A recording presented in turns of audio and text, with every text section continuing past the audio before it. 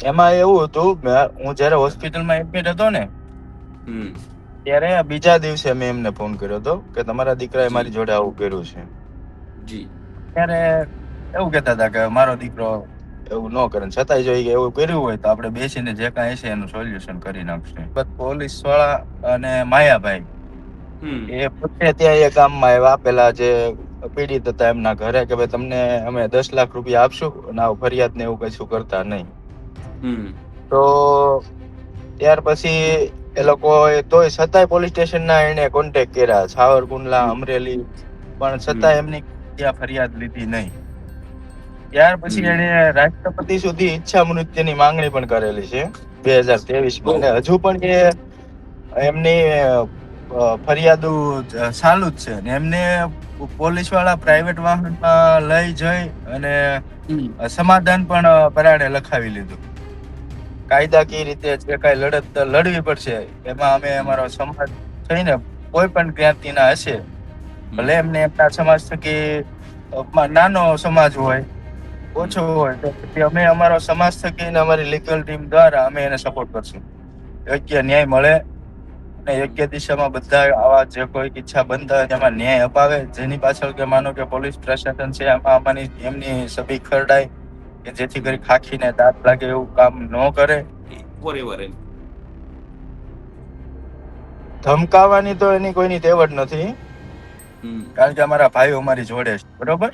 હમ એ ધમકાવાની વાત નહીં, ના બરોબર. સમાધાન એટલે માટે પણ એમ આમના હા સમાધાન માટે એ લોકો પ્રયત્ન કર્યા કે નવનીતભાઈ ને તમે કયો કે સમાધાન હમ કરે, સમાધાન કરે. મેં કીધું સમાધાન ક્યારે નહીં થાય ભાઈ.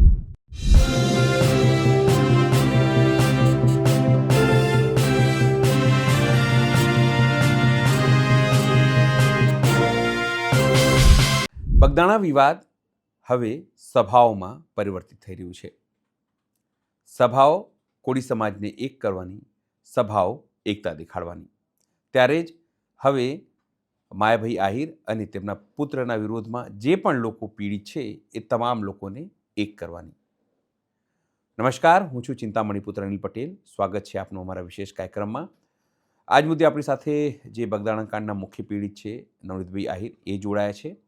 તેમણે પોતાની વાત કરી, ન્યાય જે સભા છે એમાં શું શું થવાનું છે, કોઈના વિરોધમાં હશે કે કોઈના વિરોધમાં નહીં, એની અંદર કોણ કોણ ઉપસ્થિત રહેશે, આ તમામ મુદ્દે તેઓએ ચર્ચા કરી. સીધા જઈએ નવનીતભાઈ પાસે. નવનીતભાઈ નમસ્તે. નમસ્તે. નમસ્તે. કાલ તમારી ન્યાય સભા છે, કેવી તૈયારીઓ છે? પહેલો સવાલ. બસ જો અત્યારે આજમાં જવાનું છે ત્યાં, કઈ રીતની તૈયારી ચાલે છે ત્યાં. હું તો બગદાણા છું. જી. ખાસ કરીને 2-3 દિવસથી તમારો એક નવો ખુલાસો ચાલતો હતો અલગ અલગ ચેનલો ઉપર, કે માયાભાઈ આહિરે તમને ફોન કરેલો ને તમામ વસ્તુઓ થઈ હતી. તો શું છે એમાં એકચ્યુઅલી આખી વાતમાં? એમાં એવું હતું, હું જયારે હોસ્પિટલમાં એડમિટ હતો ને હમ ત્યારે બીજા દિવસે મેં એમને ફોન કર્યો હતો કે તમારા દીકરાએ જી મારી જોડે આવું કર્યું છે. જી ત્યારે એવું કહેતા હતા કે મારો દીકરો એવું ન કરે, છતાંય જો એવું કર્યું હોય તો આપણે બેસીને જે કાંઈ છે એનું સોલ્યુશન કરી નાખશું.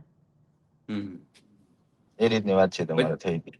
ના પણ કંઈ પછી સોલ્યુશન તો થયું નહીં. પછી એની બહાર બી નહીં ના નહીં, આયા બોલવા માટે. એ તો બધું ધંધા જેના એવા હોય તો પછી ક્યાંથી આવે. તમારી જોડે હવે ઘણા બધા લોકો સંપર્કમાં આવી રહ્યા છે, જે લોકો ક્યાંક ને ક્યાંક જ્યારે બી આહિર જોડે પીડિત હોય અથવા એવા કેટલા લોકો અત્યાર સુધી તમારી સાથે સંપર્કમાં આવ્યા છે? 3, 4, 4 ને 2, 6 ને 7 જણ. એટલે શું શું તકલીફો છે એ લોકોની? એટલે કેવા કેવા પ્રકારની સમસ્યાઓ છે? એક ભાઈ છે, એમને તો કઈ એમના દીકરો કઈ આ લોકોના ઓલામાં નોકરી કરતો હશે, પછી એને કાંક ગવર્મેન્ટ માંથી, દિલ્હી સરકાર માંથી કાંક પોલીસ નો જોઈનિંગ લેટર આવી ગયો, તો એને હમ તેમની કોઈ ઓલી એશિયામાં જાણ કરી છે. હમ તો ત્યાં એમને કાંક એક્સિડન્ટ થયું, એટલે એક્સિડન્ટ હમ કરાવીને મરાવી નાખ્યા. છોકરાને ત્યાંથી રજા લેવાની છે, તો હવે કયું શું ઈચ્છો હોય તો એના પપ્પાને ખબર છે. એનો દીકરો ગુજરી ગયા પછી આ લોકો હમ કઈ એ દાદા એ વાત કરતા કે ભાઈ એમને ત્યાં અમરેલી બોલાવવામાં આવ્યા, પણ આ ગયા તો એમનું પીએમ પણ થઈ ગયું હતું ત્યાં. અચ્છા. બરોબર. અને પછી એ તો સ્વાભાવિક છે, કોઈનો દીકરો ગુજરી જાય તો એ સમયે તો એની ઓછ અવાજમાં ન હોય, એટલે એમને ઘરે લઈને આવી ગયા. ત્યારબાદ આને કઈ શંકા જાગી તો ત્યાં પોલીસ સ્ટેશન એનો સંપર્ક કર્યો હતો. ત્યારબાદ પોલીસ વાળા અને માયાભાઈ એ પોતે ત્યાં એ ગામમાં આવ્યા, પેલા જે પીડિત હતા એમના ઘરે, કે ભાઈ તમને અમે 10 લાખ રૂપિયા આપશું અને ફરિયાદ ને એવું કશું કરતા નહીં. તો ત્યાર પછી એ લોકો તોય છતાંય પોલીસ સ્ટેશન ના એને કોન્ટેક્ટ કર્યા, સાવરકુંડલા, અમરેલી, પણ છતાં એમની ત્યાં ફરિયાદ લીધી નહીં, કે આ તો માયાભાઈ કલાકાર વિરુદ્ધ છે, તો આવું કશું અમે નહીં કરી શકીએ એમ. પછી બીજો એક કિસ્સો હતો કે પેલા જમીન બાબતનું છે, રાજુલાનું. તો એમને કઈ વિડીયોકોન કંપની છે, એમાં કઈ જમીન આપી છે એમની, ને વિડીયોકોન વાળા બીજે જમીન લઈ દીધી છે. તો એ જમીન કઈ રસ્તો એમાં જમીનની કિંમત વધી છે. તો પેલા એ કઈ ખોટા દસ્તાવેજ, માયાભાઈ ના દીકરાએ ખોટો દસ્તાવેજ કરી અને એક દસ્તાવેજ બધા અટકી ગયા છે, અને જે મૂળ માલિક જે જમીન કંપની વાળા લઈ દીધી છે, એનું નામ પણ 7/8 એન્ટર નથી થતું. અને માનો કે કોઈ કુદરતી આફત આવે અને એને કોઈ નુકસાની જાય તો એને કોઈ પણ જાતનું વળતર નથી મળતું. બરોબર. આ લોકો એમ કે છે કે જમીન તો તમારી પાસે છે, પણ પેલી જમીન એમની પાસે કબજો છે, પણ એ માલિક તો નથી. માનો કે 20 વીઘા 25 વીઘા હોય, પણ જે કઈ વળતર વળવું પડે તો 7/8 નામ ન હોય તો એને વળતર તો મળવાનું નથી. 100%. ત્યાર પછી એક કોઈ છે અમારા બાજુનું છે, નાના કુટવડા, તો તેમના એ પણ છે. તો એમનું મકાન આ લોકોએ કઈ પેટા કોન્ટેક પવન સરખીના એના કઈ રાખે છે, તો એમનું મકાન પાડી દીધું. બીજી વખત પાછું સાદું રહેવાય એવું કરતા એ પણ પાડી દીધું. પછી એમના દીકરાને જે માડી છે, વિધવા એમનો દીકરો છે, તો એમને મારવામાં આવ્યો. ગાડીની અંદર કઈ ભરીને એને લઈ ગયા. ત્યાર પછી બગદાણા પોલીસ સ્ટેશનમાં ફરિયાદ ને બધું એને લોકોએ નોંધાવ્યું, પણ એના કહેવા મુજબ ટૂંકમાં ફરિયાદ કે કોઈ વસ્તુ અજાણ્યા વિરુદ્ધ ફરિયાદ લીધી, જેમ ટૂંકમાં મારે બન્યું હતું એ પણ અજાણ્યો શખ્સો. ત્યાર પછી એને રાષ્ટ્રપતિ સુધી ઈચ્છા મૃત્યુની માંગણી પણ કરેલી છે 2023માં, અને હજુ પણ એમની ફરિયાદો ચાલુ જ છે. ને એમને પોલીસ વાળા પ્રાઇવેટ વાહનમાં લઈ જઈ અને સમાધાન પણ પરાણે લખાવી લીધું. ઓહો. એવું બધું કરેલું છે. જો ફરિયાદી કરી છે એ અજાણ્યા શખ્સો વિરોધ કરી રહેશે, બરોબર. અને જે સમાધાન લખાયું છે એમાં વ્યક્તિગત નામ લખેલા છે. તો એટલે સ્વાભાવિક પોલીસને જ છે. ખબર હતી, પોલીસે જાણી જોઈને આ કરાવું એવું હા થયું ને પછી હા તો. હા હા હા એવું બધું છે. અને પછી છે પેલું કેવું ડાઠાનું છે. ડાઠામાં કઈ કોઈ ખેડૂતને ખેતીમાં પરાણે વીજ પોલ ને એવું બધું નાખી દીધેલું છે. પછી એની આજુબાજુ વાટલિયા છે, તો ત્યાંનું પણ એવું બધું છે. પછી એક લોંગડી ગામનો કિસ્સો છે. એવા ઘણા બધા છે. એટલે અમે એ બધાને કીધું છે કે ભાઈ જે કોઈ મારી જેમ પીડિત પરિવારથી હોય, કોઈ પણ જાત ના હોય, તો અમે એ લોકોને એવું કીધું છે કે તમે અમારી જે ન્યાય સભા છે ત્યાં આવો. એક અમારી વકીલની ટીમ ત્યાં રહેશે. કાયદાકીય રીતે જે કઈ લડત લડવી પડશે એમાં અમે અમારો સમાજ થઈને કોઈ પણ જ્ઞાતિના હશે, ભલે એમને એમના સમાજ થકી નાનો સમાજ હોય, ઓછો હોય, તો અમે અમારો સમાજ થકીને અમારી લીગલ ટીમ દ્વારા અમે એને સપોર્ટ કરશું. સામે લડવા માટે એક અમારી ટીમ ઉભી છે. બિલકુલ બિલકુલ. કાલે તમારી ન્યાય સભામાં કોણ કોણ આવવાનું છે?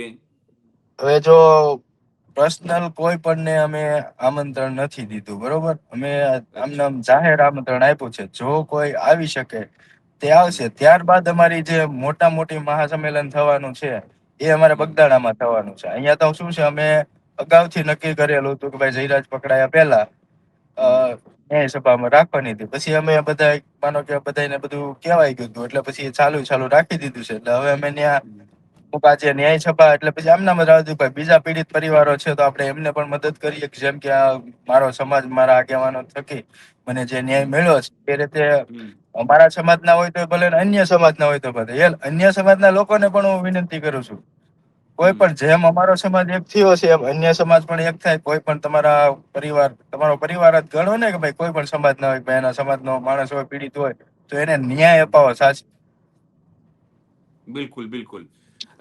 નવનીતભાઈ, મારે ખાલી એ પૂછવું છે, તમારા ઘણા બધા આગેવાનો એવું કહી રહ્યા છે કે અમે લોકો પશ્ચિમ, જે ભાવનગર પશ્ચિમ છે, એ પશ્ચિમ હા. માંથી જીતુભાઈ વાઘાણી આવે છે, તો અમે તો હમ. જીતુભાઈ વાઘાણીએ આખું જે તમારી સાથે ઘટના બની, કે જે આખો ઇસ્યુ થયું, એની અંદર આરોપીઓની મદદ કરી, સીધી રીતે અથવા આડકતરી રીતે, જે બી હોય. તો હવે એ લોકો કે એના વિરુદ્ધમાં આપણે પ્રચાર કરીશું, કે આ કરીશું, આ તમામ પ્રકારની વસ્તુઓ અત્યારે તમારા અલગ અલગ આગેવાનો, યુવાઓ કહી રહ્યા છે. તો શું જીતુભાઈ વાઘાણી સિરિયસલી એમાં ઇન્વોલ્વ હતા ક્યાંક ઘટનાક્રમમાં? એ તો તપાસનો વિષય છે. જી. તપાસ માનો કે બધાના નંબર ત્યાં આપેલા જ છે, બરોબર. જે કોઈ કઈ પણ પોલ ડિટેલ કે આતે કર્યું છે, તપાસના વિષયમાં બહાર આવશે કોણ કોણ સપોર્ટ કર્યો છે. હમ એ પેલા તો આપણે કોઈને કશું કહી ન શકાય, હમ બરોબર. અને હમ અમે અમારી જે ન્યાય સભા છે, કોઈ સરકાર વિરુદ્ધ નથી, કોઈ પણ જો અમને પાટીદાર સમાજે પણ અમને ટેકો જાહેર કર્યો છે, બરોબર, કે ભાઈ અમે પણ બિલકુલ. આમાં કઈ ના કઈ છીએ તો અમને પણ ન્યાય મળે, અને હમ અમે લોકો પણ આવવાના છીએ. હમ બરાબર છે. ખાલી મને એક હજુ મારો એક સવાલ, મેં તમને આની પહેલા પણ પૂછેલું, પેલું સરઘસ કંઈક નીકળવાનું છે, તમારી માંગ હતી, કઈ સરઘસ ની શું વાત થઈ હજુ સુધી કોઈ? ના, સરઘસ તો કારણ કે કઈશું તો જેલમાં કાઢ્યું જતા રહ્યા, હવે નથી. સરઘસ તો ક્યાં નીકળશે, એ તો જેલમાં જતા રહ્યા. એ બધું નાના માણસ માટે છે, મોટા માણસ માટે મને નથી લાગતું એવું કશું હોય. હમ પણ ખાલી એક અંતિમ પ્રશ્ન, આખા ઘટનાક્રમથી શું સાબિત થાય છે કે નાનો માણસ હોય તો એને કમસે કમ ગુજરાતમાં ન્યાય ન મળ્યા, તો તમારો આટલો મોટો સમાજ, તમારા ધારાસભ્યો, તમારા એમપીઓ, તમારા મંત્રીઓ, આટલું બધું હોવા છતાં બી જો તમારી જોડે આટલું ટાઈમ લાગે, તો સામાન્ય વ્યક્તિનું શું હોઈ શકે અહીંયા?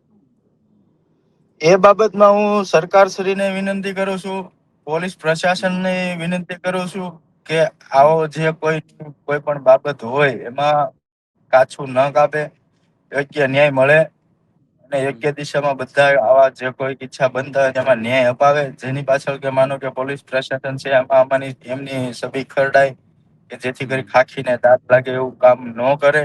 અને હમ સરકારશ્રીને પણ હું વિનંતી કરું છું કે જે કોઈ આવું થાય, જે આવો નાનો માણસ કોઈ હોય તો એમને ન્યાય હમ મળે, એ તરફ એમનું ધ્યાન દોરે. કોઈ નાના માણસને અન્યાય ન થાય એમ. હમ મારી જેવા અમારા વિસ્તારમાં ઘણા મારી જેમ પીડિત છે એ લોકોથી. હમ એમને જો આજે પણ એક વિડીયો જયરાજ પોતે છે, એમનો ભાઈ હમ ભરત પણ કદાચ પોતે છે, એમનો એક વિડીયો વાયરલ થયેલો છે હમ કે ધોકા હમ સાથે એ બધી હમ એની આખી ટોળ છે, એવો વિડીયો આજે વાયરલ થયેલો છે. જી જી જી, બિલકુલ બિલકુલ. હવે મને ખાલી એટલું કે આ તમામ ઘટનાક્રમ થયું, પહેલી વખત માયાભાઈએ તમને કીધું, એના પછી એમણે કોઈ પ્રયત્ન કર્યો, કોઈના વાયાના માધ્યમથી તમને સમજાવવાનું, કે આ ટોપી લેવાનું, એવું કોઈ પછી કોઈ પ્રયત્ન થયો તો એમના પછી, કે સમાધાનકારી વલણ અપનાવી લો, અથવા ધમકાવા, તો જે બી ફોરએવર એમ? ધમકાવાની તો એની કોઈની તેવડ નથી, હમ કારણ કે અમારા ભાઈઓ અમારી જોડે છે, બરોબર. હમ એ ધમકાવાની વાત નહીં, ના, બરોબર. સમાધાન એટલે માટે પણ એમ. આમના હા હા, સમાધાન માટે એ લોકોએ પ્રયત્ન કર્યા કે નવનીતભાઈને તમે કયો કે સમાધાન હમ કરે, સમાધાન કરે. મેં કીધું સમાધાન ક્યારે નહીં થાય ભાઈ. હમ એને કાયદાનું ભાન કરાવવાનું હતું. એની એટલી આ હમ સાઈડ અમારી ગુંડાગર્દી હતી ને, તો એ વખતે એને કાયદાનું ભાન કરાવવાનું હતું. કાયદો હમ બધાને લાગુ પડે. હમ પણ જે પોલીસ કર્મીઓ આની અંદર ભૂમિકા ભજવી હતી શરૂઆતથી, ક્લીન ચીટ આપવાથી માંડીને, એ લોકો વિરુદ્ધ હવે સીધી રીતે કોઈ કાર્યવાહી કે એવું કંઈક માંગ તમે લોકોએ કરી છે? લાગે છે એમાં સરકાર પ્રોએક્ટિવ થઈને કે કોઈ કામ કરી રહી છે અત્યારે?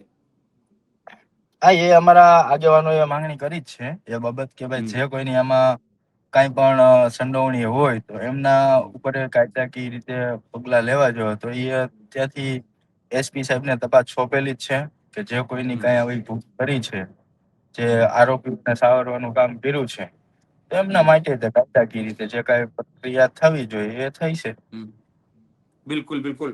નવનીતભાઈ, આપ અમારી સાથે જોડાયા, તમારી લાગણી વ્યક્ત કરી. એક દિવસ પહેલા તમે અમારી સાથે વાત કરી. કાલે તમારી ન્યાય જે સભા છે એ જોઈએ કેટલા લોકો ત્યાં આવે છે, કારણ કે ઘણા લોકો તમે કીધું એ પ્રમાણે પીડિત છે ત્યાં. પણ કાલે હા, તમારી ન્યાય સભા પ્રોપર થાય અને તમામ લોકો જોડાય એવી અમારી શુભકામનાઓ. ખૂબ ખૂબ આભાર નવનીતભાઈ. નમસ્તે. Thank you. નવનીતભાઈની વાતથી આપ કેટલા સમજ છો જરૂરથી કોમેન્ટ બોક્સમાં કોમેન્ટ કરજો. એ સિવાય અમારી યુટ્યુબ ચેનલને લાઈક કરો, સબસ્ક્રાઇબ કરો, બેલ આઇકન દબાવો. સાથે અમારી વેબસાઇટ છે www.gujaratplus.in, ત્યાં પણ જઈને તમે વધુ અપડેટ થઈ શકો છો. અત્યાર માટે બસ આટલું જ. નમસ્કાર.